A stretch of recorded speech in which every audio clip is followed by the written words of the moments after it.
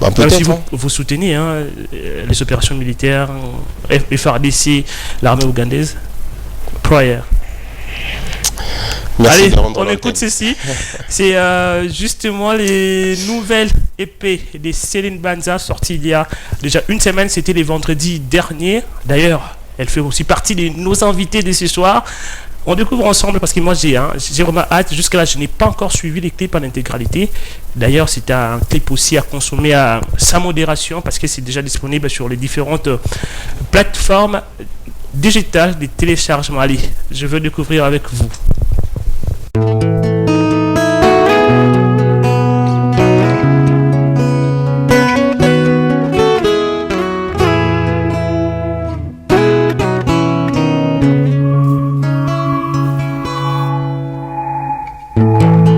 Sambela me wambilinde ngono me wambino ingo kaya terembe lela tadamo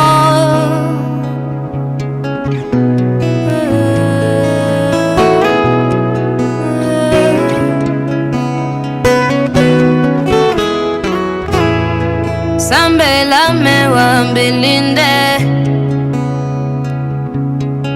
ngono me wambino ingo kaya terembe lela tadamo ganza patembe gamolamo lindo e ganza patembe gamolamo lindo e oh ganza patembe gamolamo lindo e ganza patembe gamolamo lindo e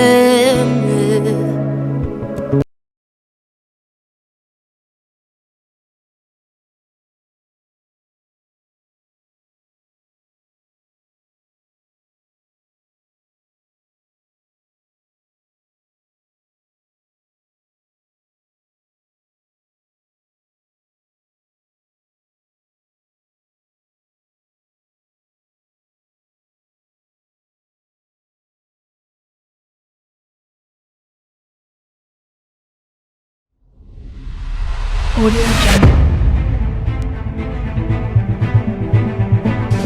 Audio Jungle.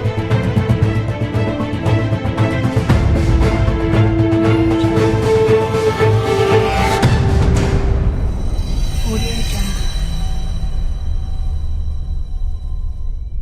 Et des retours sur ce plateau. Un grand plaisir d'avoir Céline Banza. Bonsoir, bienvenue. Bonsoir, merci. Allez, on fait comment? En prix, non? Ça va se faire comment? Je préfère qu'on prie dans notre... Je préfère qu'on parle pour l'instant. Allez, Prior, c'est justement les titres de votre nouvelle épée sortie Ouais. depuis le vendredi. C'était le 17 Le 15 avril. Le 15 avril, pardon. Allez, pourquoi d'abord avoir choisi ces thèmes? Prior, c'est en anglais, en français, prière. Mais aussi, pourquoi avoir choisi de tourner des clips à Goma, au Nord Kivu? Parce qu'on sait que cette province symbolise aussi, je dirais, beaucoup de souffrance de notre pays, surtout en ce qui concerne les violences. Beaucoup de souffrance et beaucoup de tranquillité aussi. Ce qu'on ne dit pas souvent. Prior, cette épée, voilà, j'ai composé ces chansons-là dans une période bien précise. Et voilà, la première fois que j'ai joué cette chanson, c'était à l'étranger. Mais juste avant de partir, il y a eu l'éruption à Goma. Et moi, j'ai de la famille là-bas, j'ai mes amis là-bas, j'ai mes frères là-bas. Et donc, j'avais ça dans mon cœur. Donc, quand je suis rentrée, je me suis dit, on s'est dit, hein, c'était même l'idée de l'Épira, de retourner à Goma et voilà, de prier avec ces personnes-là ou de compatir avec eux. C'était pour moi une manière de contribuer à ça. Voilà. Alors, c'est quoi le message principal? Parce que c'est chanté en Kingbandi, bien que c'est sous-titré. Mais s'il faut dire ça aussi clairement, pour que les gens qui nous suivent comprennent, les messages principaux de cette prière, c'est quoi? quel est ce message que vous adressez à Dieu? Qu'est-ce que vous attendez aussi en retour? Comme moi, par exemple, pour cette chanson, il y a un moment, j'étais un peu troublée où je ne comprenais plus mes émotions et mes amis ne pouvaient rien faire pour moi, ma famille ou mes proches, ils ne pouvaient rien faire. Donc du coup, je me suis dit, s'il existe vraiment des divinités ou si Dieu il existe vraiment, je suis croyante. Et du coup, je me suis dit, seul lui peut me comprendre, seul lui peut, me faire ce pansement. Donc du coup, j'ai dit prière. Je me suis adressée à lui et j'ai demandé aux gens de venir avec moi et d'adresser aussi à Dieu leurs prières. Et on a choisi la ville de Goma pour l'histoire que je venais de raconter. Et alors c'est aussi un nouveau style, il faut reconnaître, c'est la première fois que l'on voit Céline Banza faire de la musique gospel. C'est pas du gospel. Mais c'est ce que moi quand j'ai demandé, parce que je ne suis pas trop musique, quand je me suis lancé, on m'a dit c'est du gospel et c'est une première et tout, c'est une bonne chose. Je suis croyante, je viens de le dire, je suis croyante, je crois en Dieu. Et voilà, cette chanson, elle a une histoire avec moi. Okay. Elle a une histoire avec moi, elle a une histoire avec Goma, elle a une histoire avec mes frères et sœurs congolais, elle a une histoire avec nous tous. Donc du coup, oui, j'ai adressé cette chanson à Dieu. Ces mots-là, moi, je les ai écrits, moi, je m'adressais à Dieu. Et je voulais faire ça avec mes amis, avec les personnes qui étaient là pour ce clip. Mais c'est pas du tout une chanson gospel. Comme si c'était... non, c'est juste qu'on s'est réunis et on fait notre prière ensemble. Voilà. Il y a ces 5 titres au total. 5 titres, ouais. Et puis il y a Fragile. Là, on sent Céline Banza aussi très, très fragile. Ouais, je pense qu'on a, nous tous, une petite fragilité quelque part. C'est normal. On est humain. À réclamer l'amour aussi. On est humain. On est humain. Alors, ça n'arrive pas vraiment, hein, parce qu'on s'est dit, Céline Banza, on s'est dit, elle doit être forte et tout, mais Céline Banza qui nous plonge dans ses côtés où Céline est humain, vous êtes humain, on est tous humains. On a tous nos petits soucis, nos petits problèmes, nos petites joies, nos petits regrets, nos petites réclamations. Donc moi, je me suis confiée comme ça. Et c'était un SMS au départ, puis je me suis dit, non, j'ai pris ma guitare. Un SMS. Ouais, c'était un SMS. C'était quoi l'immobilier? C'était franchement, j'ai besoin de faire cette immersion dans votre... C'était un message que j'envoyais à quelqu'un. Oui. Toute cette chanson, Fragile, c'était un message que j'envoyais à quelqu'un. Puis je me suis dit, non, je vais peut-être la chanter, ce texte. Et voilà. Et là, ça marchait. Alors, la particularité des CTP, c'est quoi par rapport à vos productions d'avant? Pourquoi l'on doit consommer CTP? Parce que j'ai travaillé, j'étais en studio, après mon premier album, on a fait tout ce qu'on a fait, et là, je retourne en studio, mais entre-temps, pendant qu'on terminait la tournée, j'écrivais ces chansons-là, et du coup, je vous les donne. Et ouais, il faut l'écouter. C'est beaucoup plus aussi un King Bandi. On dit que c'est King Bandi, au moins pour cette fois-ci, Céline a pensé à nous en sous-titrant. Est-ce que ce sera le cas aussi pour les autres? Ce que j'étais pas obligée de faire. Moi, je comprends pas. À chaque fois qu'on me pose cette question ou qu'on aborde ce sujet, moi, je suis dérangée. Et aujourd'hui, ça me dérange encore plus. Okay. Pourquoi je dois chanter que en français? Ou bien en lingala? Pourquoi je dois chanter que en lingala? Est-ce que je suis française, moi? Est-ce que je suis... je sais pas. Tu es congolaise? Je suis congolaise, oui. Et au Congo, il y a combien de langues? Il y en a beaucoup. Pourquoi je dois seulement chanter en français? Moi, je comprends pas. Pourquoi parce que je suis Ngwandi, tout simplement, et parce que j'ai terminé en ethnomusicologie. On étudie les musiques des civilisations congolaises, mais aussi nos musiques à nous, traditionnelles. Et le but, c'est de les codifier, c'est de les garder, parce qu'aujourd'hui, si je vous demande si vous avez une musique de chez vous, je pense pas que vous en avez. Je pense même pas que vous pourriez me chanter une de vos chansons. Voilà. Donc, du coup, mes études, c'était ça. Aujourd'hui, en RDC, combien de jeunes, je dirais, ont leur musique dans leur téléphone? Mais là, c'est un défi, c'est un challenge. Exactement, il n'y en a pas. Ça disparaît. Pendant qu'il y a des années passées, c'était nos habitudes. On chantait autour du feu, en famille. Moi, je me rappelle, ma grand-mère, elle nous chantait les chansons de mon village et tout. Et aujourd'hui, ça n'existe presque plus. Et donc, à travers mes études, j'ai pris du plaisir à chanter dans les langues nationales, dans les langues congolaises. Elles sont belles. Et du coup, quand je devais travailler, faire mon travail de fin d'études, je me suis dit, bah, je vais travailler sur la musique de divertissement de mon peuple. Et donc, je suis allée vers les personnes qui ont vécu dans notre village. Et voilà, j'ai pris du plaisir. Et je lui ai dit que je vais essayer. Et puis, bah, je continue jusque-là. Et là, tu parles couramment les Ngwandi. J'apprends. Jusque-là? Jusque-là, j'apprends, oui. Ok, s'il faut dire bonsoir en Kingwandi. Sia. Ah, Sia. Sia. Voilà. Merci voilà. beaucoup. Allez, parce que, bah, voilà, avant d'aborder aussi ces deuxième sujet très important vous concernant, il y a des rendez-vous comme ça prévus déjà, ou par exemple des concerts? Oui. Oui, mais je ne pense pas que ce sera des concerts publics. Ok. Ouais, il y a des concerts un peu privés dans les jours qui viennent. Et quand on aura des concerts publics, on annoncera et vous le saurez. Ouais. Très bien. Allez, on va cette fois-ci parler aussi de ces sujets très capitaux. D'ailleurs, avant d'en parler, j'aimerais que l'on regarde ces petits éléments, c'est pratiquement ces 2 minutes qui reviennent aussi sur votre combat, oui, aux côtés de l'UNICEF. Et c'était à Bikoro, Mbandaka et tout dans la partie ouest de notre pays.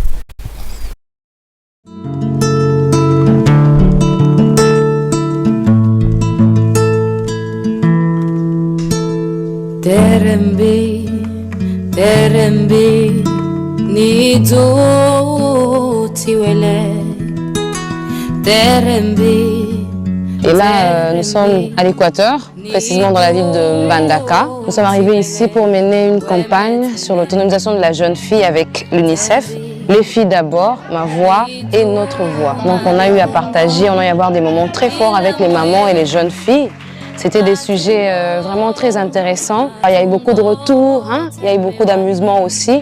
Alors ici à Mbandaka et à Bikoro, ces discussions ont porté sur le mariage précoce. Savoir déjà c'est quoi un mariage précoce et pourquoi il y a ce taux élevé ici en Équateur pour ce cas-là.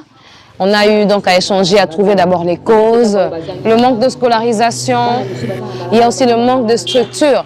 Et on a trouvé ensemble aussi des conséquences. Donc la santé de la jeune fille est vraiment mise en danger.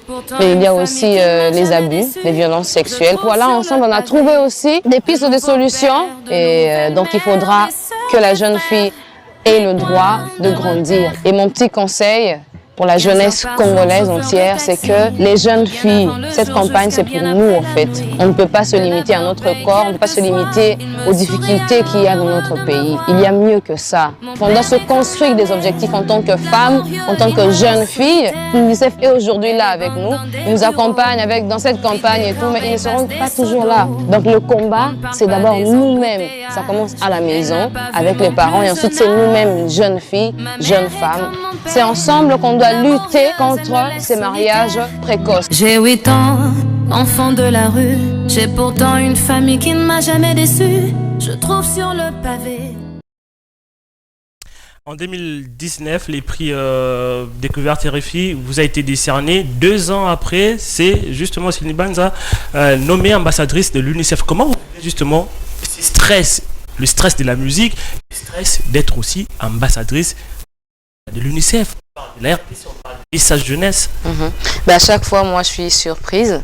Mais je pense que c'est aussi le résultat de beaucoup de patience, de beaucoup de travail et du fait que je sois entourée aujourd'hui des personnes qui m'accompagnent. Et pour vous raconter une petite histoire, au départ, je ne voulais pas, j'étais pas partante pour travailler avec UNICEF. Je ne me sentais pas prête et je ne savais pas comment porter ces sujets-là. Et Christian Lépira, mon manager, il m'a dit... qui est là hein, derrière les caméras. Qui est là derrière. Il m'a dit, écoute Céline, on y va, tu sais, c'est pas pour rien qu'il te contacte. Quelque part dans tes chansons, tu fais ce combat-là, tu as ce combat-là, tu as cette rage-là. Et déjà dans ta vie à toi, allons-y et si tu n'aimes pas, tu lâcheras. Et dès... La première mission, moi j'ai regardé Christian, j'ai dit mais écoute, j'ai pas envie d'arrêter. C'est ce qu'on vient de voir là. Je pense que oui, la première mission c'était à Mbandaka. Et alors comment avez-vous vécu justement ces contacts avec les bas peuples comme on dit? J'avais peur parce que c'était grand, ils nous attendaient et l'accueil et tout, mais j'étais aussi éblouie en arrivant. J'attendais un peu beaucoup plus de tristesse, beaucoup plus de Mais quand nous sommes arrivés, ils étaient contents de nous savoir là. Ils étaient contents de nous montrer ce qu'ils réalisent. Ok. Ils étaient contents de partager avec nous et d'apprendre encore plus. Et moi, je me suis dit, avec si peu. Et j'étais très heureuse de les écouter, mais après, on a échangé. Tout est parti si naturellement. Ok. Et du coup, je n'ai pas envie d'arrêter. Et vous avez pris goût et en même temps, vous défendez justement, vous êtes contre les violences basées sur le genre, le VBG. Avec quel message que vous portez justement? Qu'est-ce que vous dites exactement aux femmes victimes de ça, mais aussi aux hommes que nous sommes, nous qui sommes présentés comme des prédateurs? Moi, je dis que ça nous concerne tous, filles et garçons, pères et mères. Parce que oui, les femmes, elles sont victimes, mais voilà, c'est qu'il y a une situation qui ne plaît pas du tout et ça dure depuis des années. Mais ce combat commence d'abord chez nous-mêmes. Moralement, je dirais que beaucoup ne savent pas ce que c'est déjà les violences basées sur le genre. On pense beaucoup plus à la sexualité, pendant que c'est pas que ça. Et ça, à la maison, on n'en parle pas. À l'école, on n'en parle pas vraiment. Dans les églises, on n'en parle pas vraiment. Et du coup, on est là, on vit avec ces violences-là, ici, comme ça, dans la société. C'est pas seulement dans des villes où il y a la guerre ou tout ça là, non, c'est partout. Et c'est un combat qu'on doit mener tous ensemble. Okay. Donc, voilà, je pense que maintenant, il faut plus ouvrir des espaces de parole, il faut laisser parler tout le monde, il faut approcher et le garçon et la fille, faire ces campagnes-là et porter ce plaidoyer tous ensemble parce que ça nous concerne tous. Voilà. Allez, je crois que la régie va nous permettre de voir quelques images de vos activités. En Bandakal, on l'a vu, une Céline Banza vraiment comme professeur. Et tout, je crois on aura ces images. Je me disais, voilà, peut-être voilà, la régie va vraiment nous proposer ça. Parce que je me disais, mais qu'est-ce qu'elle disait, elle? On voit ça. Regardez sur l'écran. C'était quoi le message? C'était quoi? Là, il y avait les mamans. Il y avait des mamans qui se plaignaient du comportement des jeunes filles, que les filles, elles sont pressées parce qu'on n'a pas d'argent, parce que... Et moi, je leur disais, mais écoutez les mamans, moi, je vais vous raconter mon histoire à moi. Moi, ma mère, elle est morte, j'avais 7 ans. Mon père, il est mort, j'avais 10 ans. Et on m'a élevée, voilà, par-ci, par-là. J'ai été élevée par plusieurs. Et moi, j'avais pas des discussions avec une mère, par exemple. Moi, j'aurais voulu avoir une discussion avec ma mère ou n'importe quelle mère, qu'on me dise ce que c'est d'être une femme, d'être une fille, ce qui m'attend. J'ai pas eu ça. Et vous, aujourd'hui, maman, vous nous dites, écoute, c'est pas bien, tout ça là. Mais pourquoi c'est pas bien? On sait pas. Les enfants, quand ils grandissent, ils sont curieux. Est-ce que vous, parents, vous avez le temps de parler avec vos enfants? Est-ce que vous avez le temps de savoir ce que vos enfants y font quand ils sortent? Est-ce que vous leur laissez leur espace? Est-ce que vous leur laissez grandir? Donc voilà. Et voilà. C'était quoi les réponses? Elles étaient... Oh non, mais non, vous êtes têtus et tout. Non, mais voilà, un moment, c'était une remise en question et nous tous, on était là, on se disait, voilà, c'est ensemble qu'on doit changer, en fait. C'est pas que les mamans, c'est pas que les papas, c'est pas que les filles et les garçons, c'est nous tous. Parce que nous tous, on a un problème quelque part. Et voilà. Après Équateur, vous étiez où? Nous sommes allés à Bikoro. Okay. Et après, on a fait Goma, on a fait... C'était toujours pour le même thème? Oui, c'était le même thème partout, ouais. Okay. Je portais ce plaidoyer-là et voilà. On a fait plusieurs villes. Il y a eu, est-ce que... Oui, bien sûr. Bien sûr, c'était bien. On était contents à la fin. Moi, j'apprenais, eux aussi. Et voilà. La prochaine étape, vous avez La une prochaine idée? étape, on en saura bientôt. Bientôt. Ouais. Alors, à ceux-là qui vous suivent en ces moments, qui veulent savoir, voilà, après Prayer, après Céline Banza, ambassadrice nationale de l'UNICEF, est-ce que doit-on attendre une Céline Banza Grammy Award? Pourquoi pas? Vous savez, les prix, c'est bien. C'est bien d'avoir des prix. C'est bien quand on reconnaît que vous travaillez et tout. Mais moi, je pense que... Oui, moi je me contente de travailler, de chanter. On s'en fout. On ne s'en fout pas. Ça vient, tant mieux. Mais moi, ça me rappelle le parole de... Peut-être si... Parmi vos premières œuvres qui s'engagent, une chanson comme ça, c'était genre les trophées, on s'en fout, nous on veut percer. Est-ce que vous avez entendu ça? Ça y est. Incroyable, incroyable. Où est-ce que vous avez entendu ça? Des trophées, on s'en fout. Ouais. On va genre faire l'ambiance jusqu'au Oui, mat et tout. on va danser jusqu'au matin, Jusqu'au on mat, s'en ouais. fout de tout le trophées, reste. nous, on veut percer. Ouais, c'était juste une façon de dire qu'on veut faire de la musique ou rien. On veut s'amuser, c'est que c'est important. Voilà, qu'on nous laisse faire ça. Ouais. Merci Les trophées, beaucoup. c'est bien, c'est pas mauvais. Merci beaucoup, Banza, d'être Merci passé à vous. sur nos antennes. Est-ce qu'il y a quand même quelque chose qui devrait être dit, mais malheureusement, ça n'a pas été Bah, fait, que vous voulez justement dire? Bah, je pense qu'on va rester sur l'épée. Prayer qui est sorti depuis une semaine.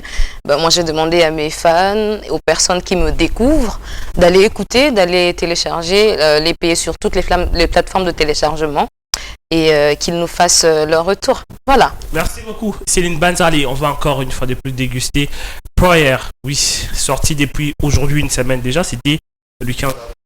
Allez, il faut consommer ça sans modération parce que c'est déjà disponible sur les différentes plateformes numériques des téléchargements. Merci.